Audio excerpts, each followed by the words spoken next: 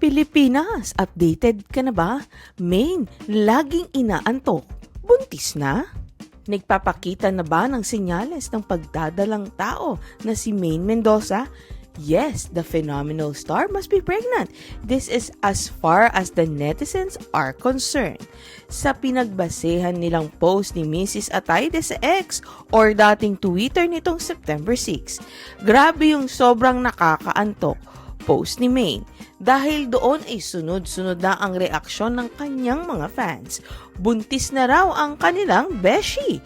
Nakabuo na raw sila ng asawang si Congressman Arjo Atayde. Nakamulatan na natin ang kapaniwalaang ang pagiging antukin ng isang babae pagsapit ng hapon ay inuugnay sa kanyang kondisyon.